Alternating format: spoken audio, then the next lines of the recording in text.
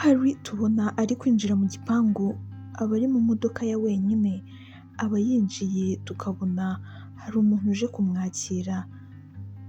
Harry bite? Harry aramureba akamuhera ku maguru, akamugeza ku mutwe, akamucaho akigendera, agahita ajya mu cyumba cy'agakinga. Uwo aba ari umugore uba muri urwo rugo, aba ari mukase, aba abana na papa we, aba amufata nabi ku rwego rudasanzwe kubera ko aba azi yuko papa we adahari, ariko yabona papa we yenda kuza akagerageza kumutreatinga neza, akagerageza kumufata neza kugira ngo atazabona ibyo abwira papa we. Papa we yataha akabona buri kimwe cyose kirahari, akabona Harry aje mu rugo bamwitayeho nta kibazo, akavuga ati wawe umwana wanjye yitaweho neza, ntagire ikindi kintu yibazaho. Yagerageza kuganira n'umudamu akamubaza ati se Harry nta kintu aba ashaka n'iki, akamubwira ati no, Harry aba ameze neza, buri kimwe cyose yifuza ndakimuha, nta kibazo na kimwe ajya agira pe, ntacyo rwose. Ahubwo se sheri wari umeze neza?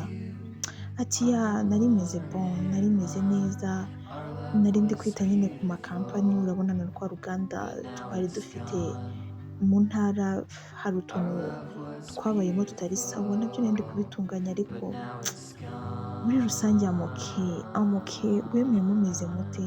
Sheri natwe turi aho, uretse ariko hari hasigaye agira utuntu tw'udufuti sinzi, uzamuganirize. Gusa nanjye ngerageza kumuganiriza ariko asigaye agira udufuti tutari sawa. Tuvuga ati sheri humura ndaza kubyitaho. Ubwo papa Harry yageragezaga kugenda akaganiriza Harry uko bishoboka, ariko mu kumuganiriza yamuganirizaga amubwira nabi, ubona ko ibyo umugore we yamubwiye bisa nk'aho ari byo, ariko atabanje kubanza ngo yicarane n'umwana we amenye ati bimeze bite. Harry yakuze yumva yuko nta muntu mwiza ubaho, n'uwagakwiye kuba amubera mwiza nta kintu amumariye, always ahora amutreatinga nabi, ahora amufata nabi, n'uwo yita ngo ni umubyeyi we nawe yirirwa amufata nabi. Yakuze yanga abantu muri rusange, yakuze yumva nta bantu akeneye iruhande rwe. Tugaruke ku rundi ruhande, ku wundi muryango bari bafite nabo umwana w'umukobwa witwaga Ella. Ella nawe yabanaga n'abafamiliye be, ariko baramwangaga kuko ngo yavutse mu buryo budasanzwe, mu buryo batari bamwiteguyemo, byatumye bamufata nabi ku rwego rudasanzwe. Ahandi wasangaga umubyeyi we atamwitayeho, wasangaga ndetse n'abavandimwe be cyangwa n'umuryango batamwitayeho, kubera ko yaje mu gihe adakenewe, mu gihe batamwiteguye. Ibyo byose Ella yarabirebaga akababara cyane, akibaza impamvu abayeho muri ubwo buzima, akibaza ibyo byose impamvu biri kuba, akumva yuko nta kintu cyiza kirimo na kimwe. Umunsi umwe Ella yari aryamye yumva mama we na papa we bari gutongana, yibaza ikintu byagenze biramucanga. Yaragiye ari kumva uburyo bari gutongana, yaje yikumva yuko mama we na papa we baravukana, ariko kubera yuko ababyeyi babo babataye ntibigeze bamenya yuko bavukana, babimenye nyuma bararangije kubyara Ella. Niyo mpamvu Ella no kumufata neza biba byabacanze, yanaje nanone mu gihe kidakenewe, mu gihe bari bari kwiyubaka. Ibyo byose bigakomeza gukomeretsa Ella. Ella yarababaye cyane, byaje kuba ngombwa yuko Ella atandukana n'ababyeyi be akajya kubana na sekuru. Yagiye kubana na sekuru, ariko mu by'ukuri sekuru we ntabwo yarashaje, yari akiringaniye, asa nkaho ubona ko aracyafitemo imbaraga, urabona ko ni umuntu w'umusore, ameze neza cyane. Ella yagiye kubana nawe, yumvaga ko wenda kuba atarabagize amahirwe yo kubana na mama we na papa we birirwa bashwana, basi agiye kubana na sogokuru we akazabaho neza. Ubwo yatangiye kwishima kuko ari kubana na sogokuru we. Sogokuru we mu minsi mike yatangiye kumwereka ko ari sogokuru we, amwitayeho, ariko mu gihe kitarenze ibyumweru 2 yatangiye kujya amukoresha ibintu bitari sawa, agatangira kuzajya amufata ku ngufu, agatangira kuzajya amukoresha ibintu bitari sawa kandi ari umwuzukuru we. Ibyo byose byakomeje gukurira muri Ella. Ella aragenda binyamaswa, biramubabaza, yumva ko nta muntu mwiza ubaho, nubwo atigeze abwira abana be yuko bavukana cyangwa atigeze abashyira hamwe, nawe ubwe yari yifitemo umutima mubi, yumvise yuko nta mugabo mwiza kuri iyi si ubaho, nta muntu mwiza ubaho, nta muhungu, nta mupapa, nta muntu mwiza kuri we ubaho, yatangiye gufata abantu barimo hejuru y'imyaka mirongo itatu n'itanu, akumva yuko nta mutima mwiza bagira, akumva yuko nta cyiza bifuriza umuntu, akura ariko abyiyumvamo. Yakuranye ubunyamaswa budasanzwe, yakuze yanga abo bagabo neza cyane, yakuze yumva nta mutimanama we afite, yumvaga abanze. Byageze aho ngaho, aho sogokuru we atangiye kuzajya amutangamo pasi, akamuhana bagenzi be akavuga ati mani muze mwumve uburyo umuryango wacu tuba tumeze neza. Abagabo bari mu myaka imwe nk'iya sogokuru we batangiye kuzajya nabo baza kumufata, bigiraho sogokuru we yatangiye kuzajya amugurisha muri bagenzi be, yabonaga akwiye kumukoramo akazi. Yabonye uburyo abagabo bagenzi be cyangwa se abasaza bari mu kigero kimwe nawe batangiye kuzajya bishimira uwo mukobwa we, arabitekerezaho neza aravuga ati n'umwana yamviramo ikintu gikomeye, yatangiye kuzajya amugurisha. Byagezeho aho ngaho Ella aratoroka, aragenda ajya kwibera ahandi, ubuzima buranga, abantu bose bakazajya bashaka kumuprofita. Byakomeje kumwangiza umutima, byakomeje kumugira inyamaswa kurushaho, biba ngombwa yuko ajya ahantu habaga amagari ya moshi, like hacaga gari ya moshi, ahantu hatari heza ariko habaga akabari. Atangira kuzajya yiga ibintu by'uburaya, akajya aryamana n'abagabo n'ubundi, ariko papasi ye ari ukwishimisha no kugira ngo abice nta kindi. Bwa mbere mu buzima bwe yagiye kwisanzuranaho n'umuntu, birangira amwishe, yumva nibyo byishimo bya mbere agize, yumva nta bindi byishimo yigeze agira mu buzima bwe bimeze nk'ibyo ngibyo. Aravuga ati wawu, reka nzagerageza ubundi nanone ndebe nimba koko ibi byishimo bizongera bikagaruka. Yarongeye atega uwundi, baragenda bararyamana nk'uko bisanzwe barishimisha, nawe birangira amwishe, nabwo yumva arishimye kurushaho, aravuga ati wawu, ibi ngibi ni byiza, iki ni cyo gihano gikwiye abantu baba bagiri mu myaka nk'iyi, kuko n'ubundi bose aba ari bamwe. Icyo gihe yicaga abagabo bari muri iyo myaka, hejuru y'imyaka 35, akumva nibyo biri kumushimisha, akumva nibyo biri kumunyura muri ako kanya. Muri ibyo bihe byose byakomeje uko nguko, akomeza kubikora nk'umwuga, yumva nicyo kintu cya mbere kiri kumushimisha. Tugaruke ku ruhande muri famiye ye kwa Harry.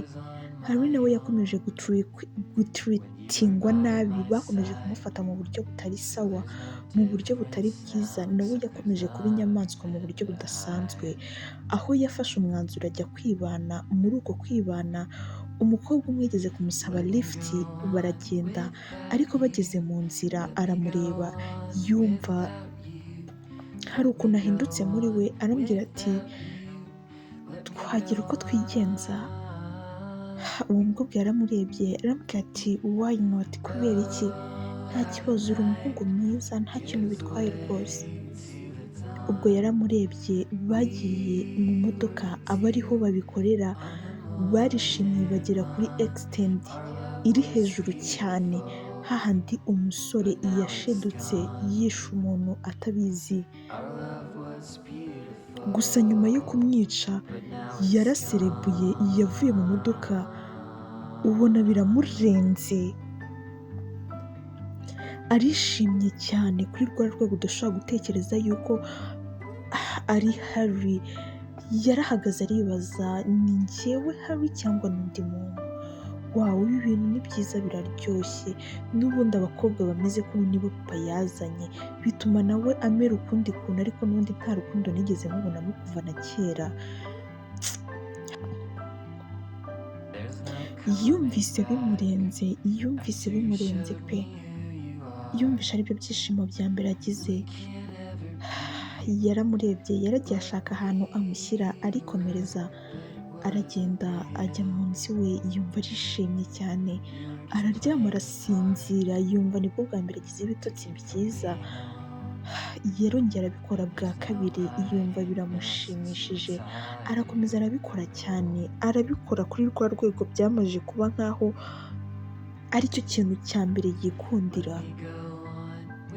Umunsi umwe yaje kujya mu kabari Harry agiye gushakayo umukobwa nk'uko bisanzwe, yagiye mu kabari, agiyeyo yicaye ahantu yabonanye n'umukobwa nawe wari wicaye ahandi hantu, uwo mukobwa barebanye yitwaga Ella, nk'uko namubabwiye Ella muzi ibyo yakoraga.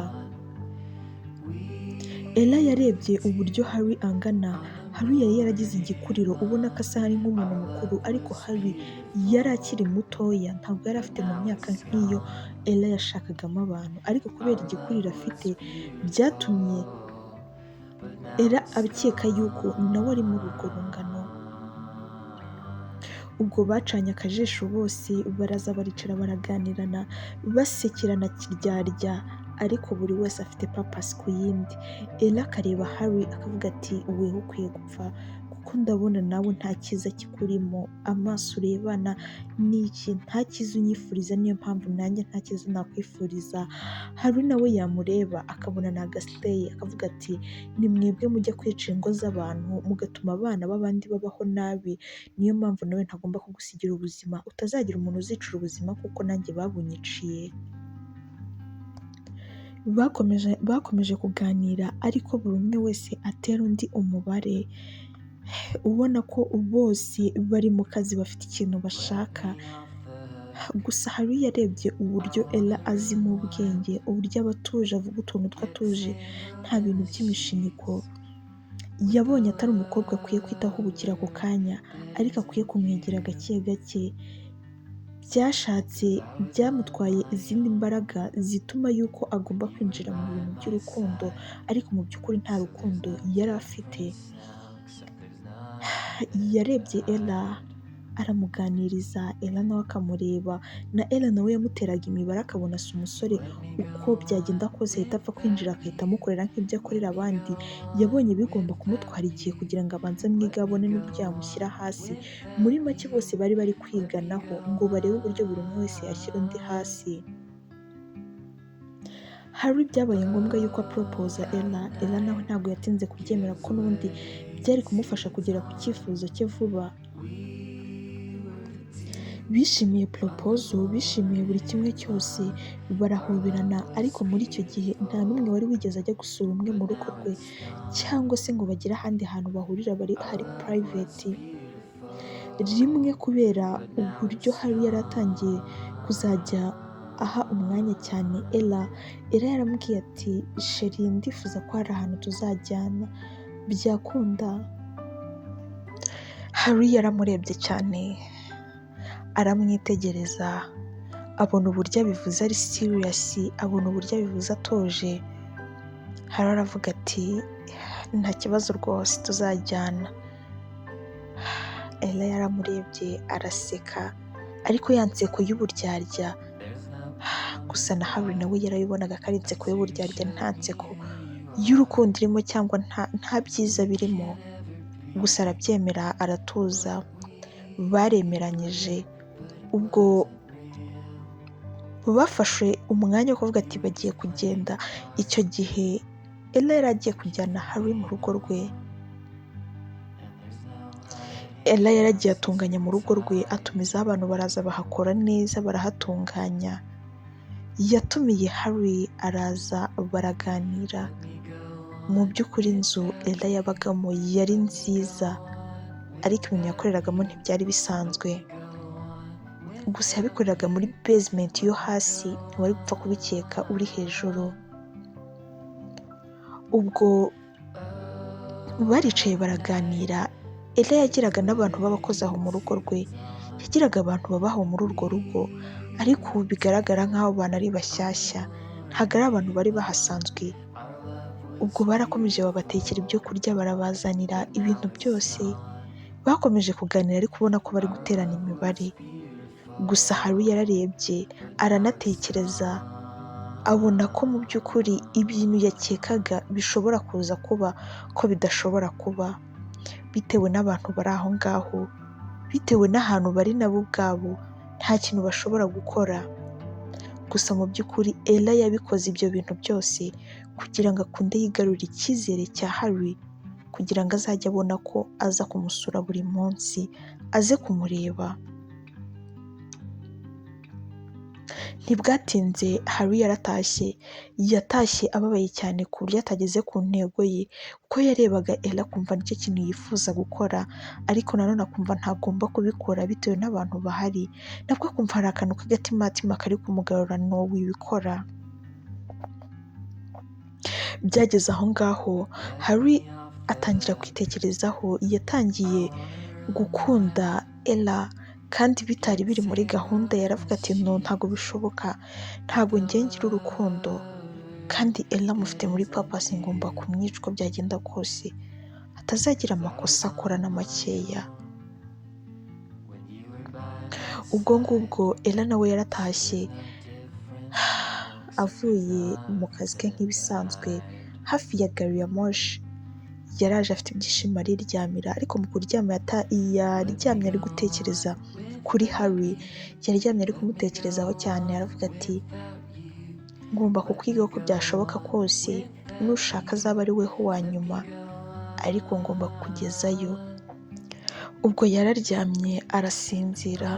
Mu masaha nijoro yabonye akamesaje gaturutse kwa Harry, arambwira ati ijoro ryiza Ella, kandi nishimiye uburyo wanyakiriye, ikindi uba ahantu heza, ni ukuri uri umukobwa mwiza. Ella yarasetse cyane, yamusubije amagambo make cyane, arambwira ati urakoze, uzagaruka urisanga. Harry yabonye ko nta ribi rya Ella, yatangiye gusa nkaho trustinga mu gakeya Ella, ariko nanone avuga ati papasi yanjye ngomba kuyigeraho uko byagenda kose. Ubwo Harry nawe yateguye uburyo agomba guhura na Ella, gusa yapanze yuko uwo munsi ugomba kurangira uko byagenda kose, hagize ikintu kibaye cyangwa se misiyo ye ayigezeho. Yaragiye ajya ahantu agomba kubikorera, ahantu mu gashyamba.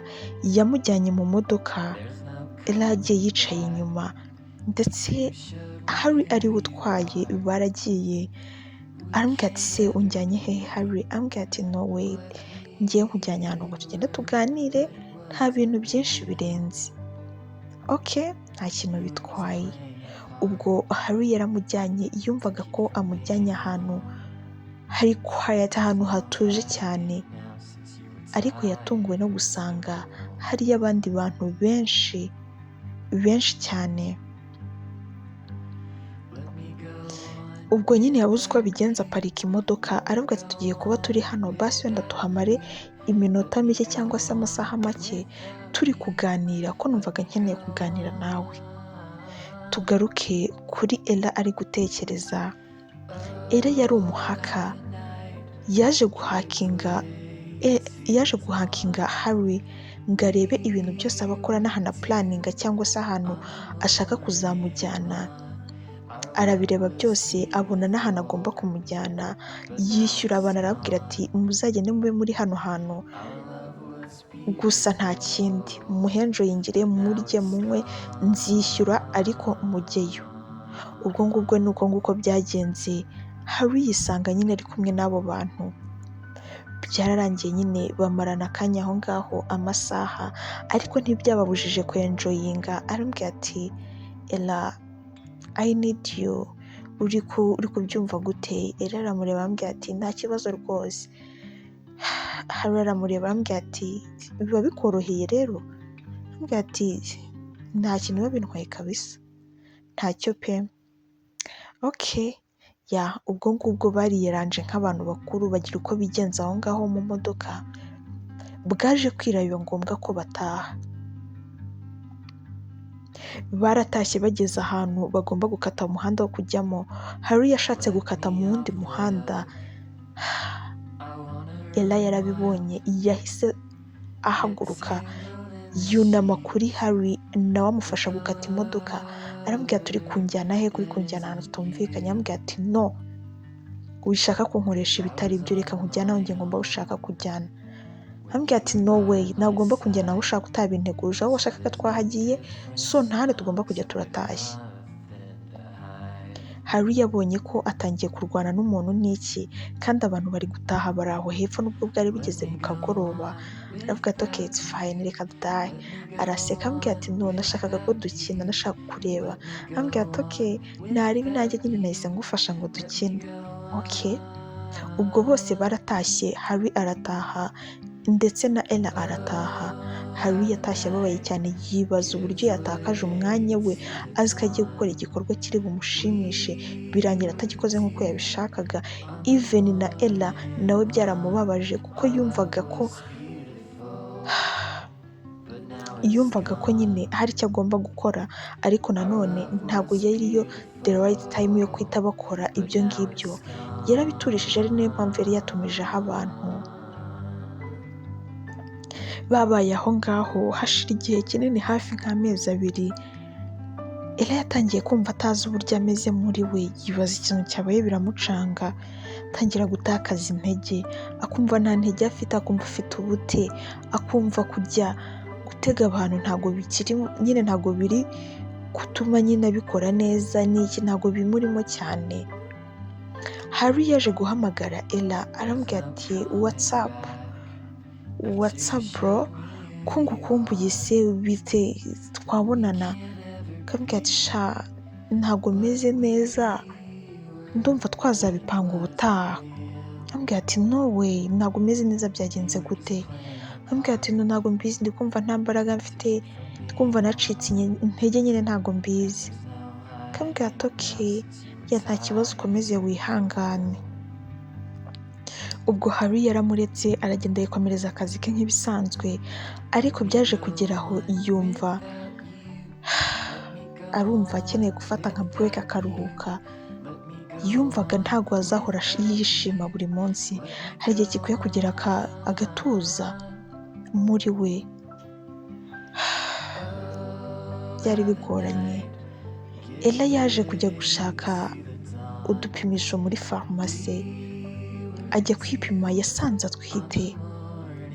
Byaramurenze, aravuga ati no, ntabwo bishoboka, ntabwo nshobora gutwita, ntabwo bishoboka. Ni gute naba mfite umwana kuko ntabwo bibaho ni ukuri. Ubu se ubu yaba ari yande noneho? Ella yaricaye atekereza neza, yibaza igihe aherukanira n'umuhungu, kandi yibuka ko mbere yaho nta kibazo yari afite, yibuka ko ari Harry. Byaramurenze, yahamagaye Harry, arambwira ati Harry bite? Arambwira ati meze neza, ko nkukeneye mu rugo waza? Arambwira ati okay. Harry yarishimye cyane, aravuga ati ariko nizere kuri wenyine? Arambwira ati ya ndi njyenyine tu, waza? Arambwira ati okay, ndaje munota mike. Harry yagiye yishimye, yumva ko akazi kari bugasoreza aho ngaho.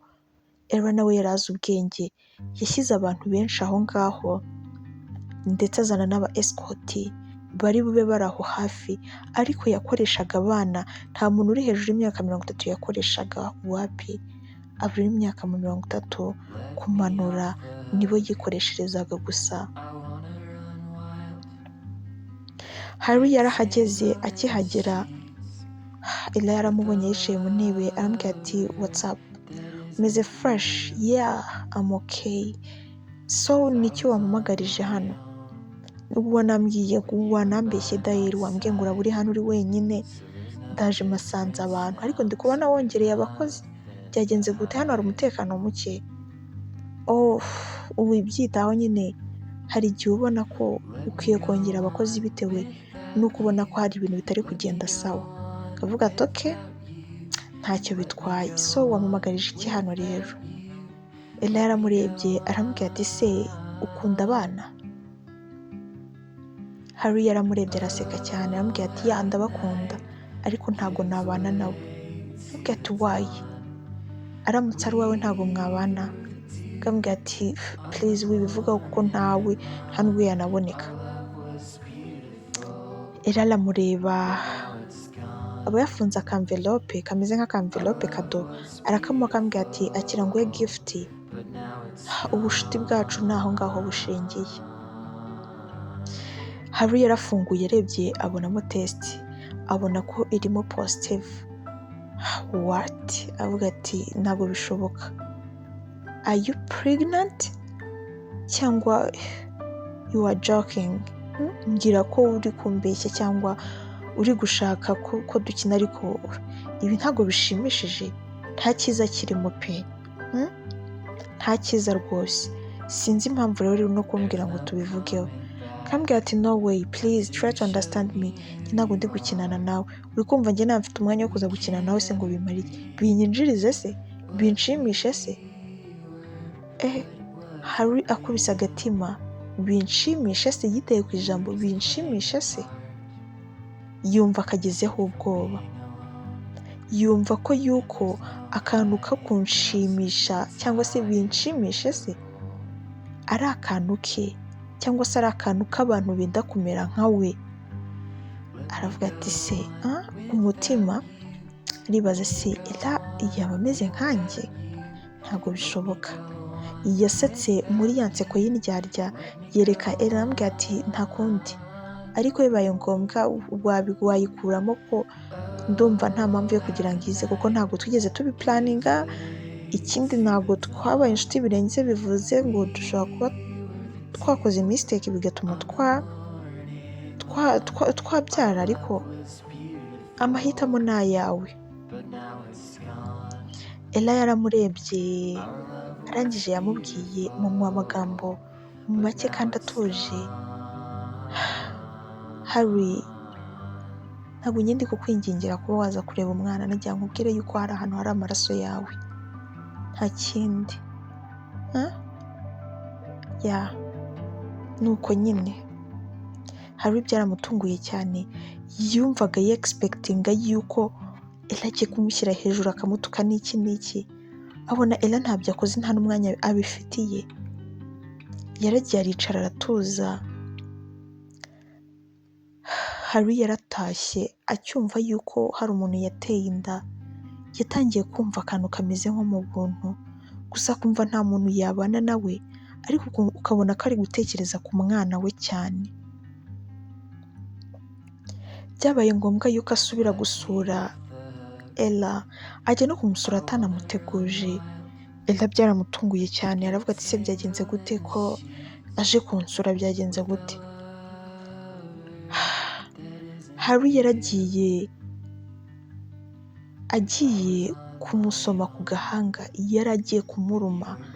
Hari habuze gato, ariko muri uko kumuruma Ella nawe yari yiteguye, yaramufatiyeho icyuma mu nda kuko yasaga nkaho yunamye.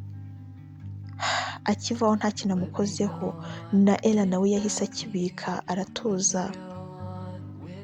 Harry yaramurebye aramubwira ati Ella, ntabwo nigeze nkundana mu buzima bwanjye, nta n'umuntu nigeze mvuga ati ndaryamana nawe ngo mutere inda. Ni ubwa mbere mu buzima bwanjye, so byandenze, ndi kumva ntazi uburyo ndi gutekereza, ndi kwiyumvamo ibindi byiyumviro ntazi aho byaturutse. Gusa reka tuganire kubw'umwana wacu. Ubwo baricaye baraganira bajya in deep.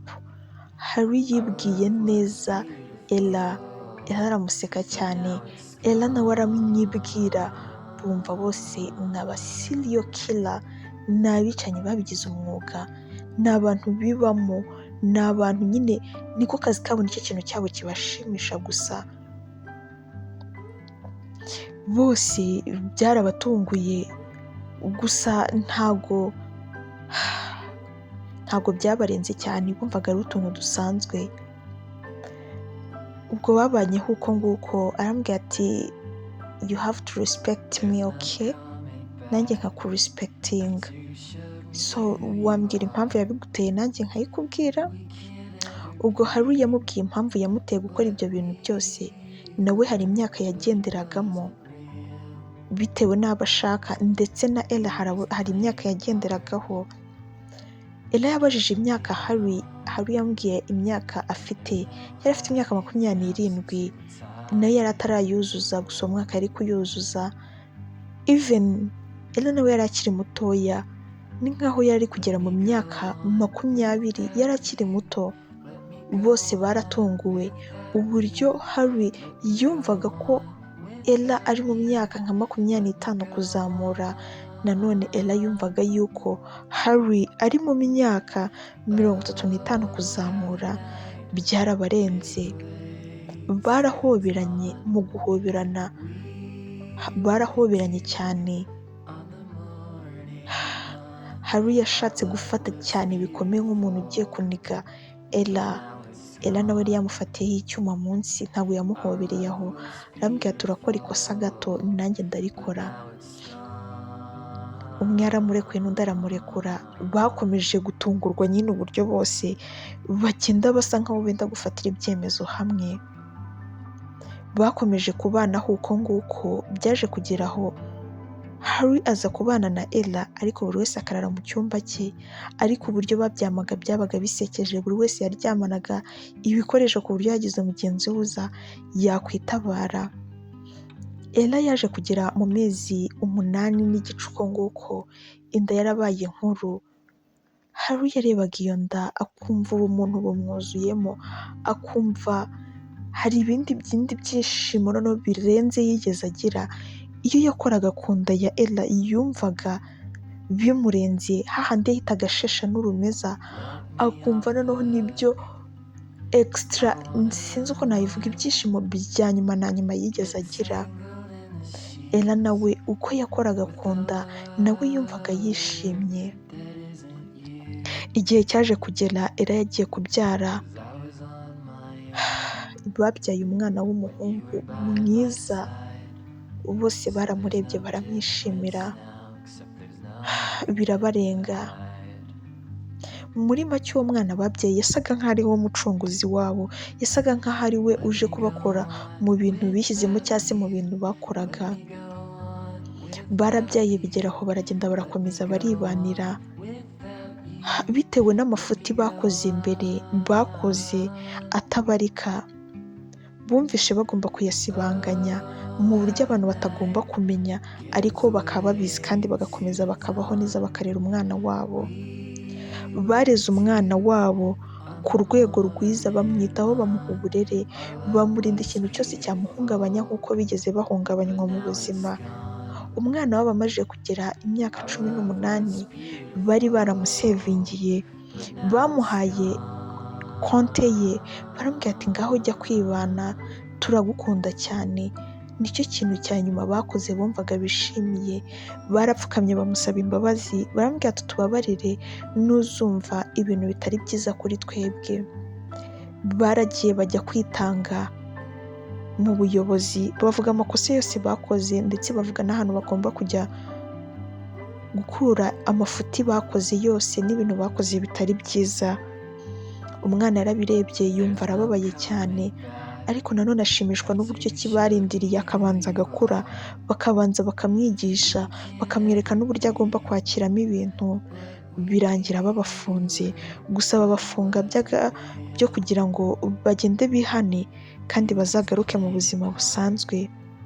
Barabafunze, baragenda banabafungira hamwe. Baragiye bongera baratwita, batwita umwana wa kabiri. Nyuma baje kubasohoramo, babasohoyemo batwite umwana wa kabiri. Baje kumwibaruka ari umukobwa, bahita bababarira, bahita babagira bamwe mu ngabo zikomeye mu gihugu bagomba kujya barindirira igihugu. Babaye intwari zidasanzwe.